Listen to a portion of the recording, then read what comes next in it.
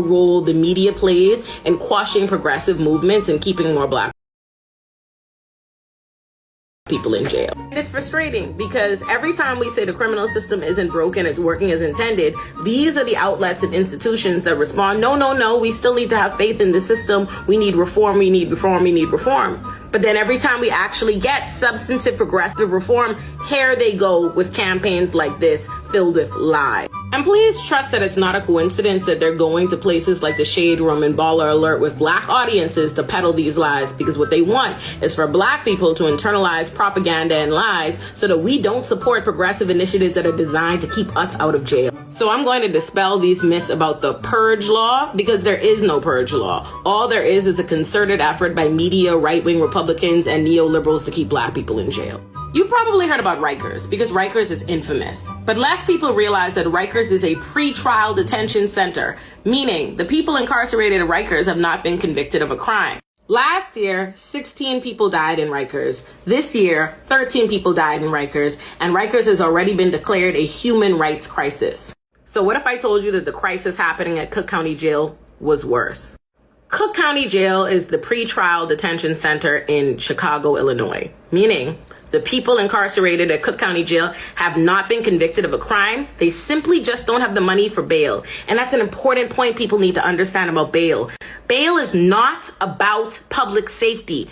Bail is about whether or not you can afford your freedom, period.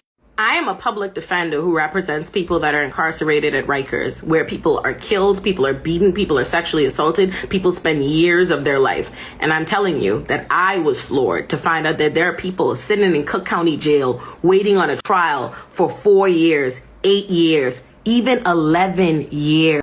So let me tell you about what the Chicago Public Safety Act would do. The first lie being circulated is that this bail reform will prevent police from being able to make arrests. False. Not only can police arrest whoever they want, like they've always been able to, all the bail reform law does is encourage them not to make completely low-level arrests that they could write tickets for. And you wanna know what else? You wanna know what else? A law enforcement agency proposed that language. What the Public Safety Act would take low-level crimes, low-level misdemeanors, non-violent crimes, and instead of those being bail eligible, where you sit in jail because you don't have the money, you fight your case from the outside, because now judges cannot set bail and keep you incarcerated for something they probably otherwise would not have been able to.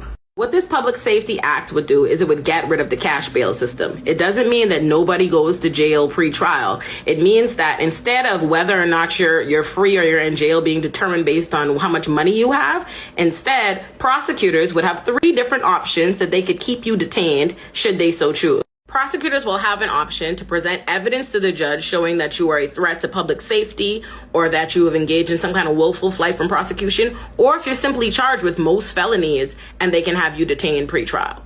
The reality is that the vast majority of people in our criminal system are living well beneath the poverty line. They're represented by public defenders because they cannot afford representation, which is a fact. The court, the same court that will then place high bail on them, they know they can't afford it. So it's a tactic by which we put poor people in jail for things we probably couldn't prove at a trial. They'll probably never have a trial. It's a way to coerce them into plea deals.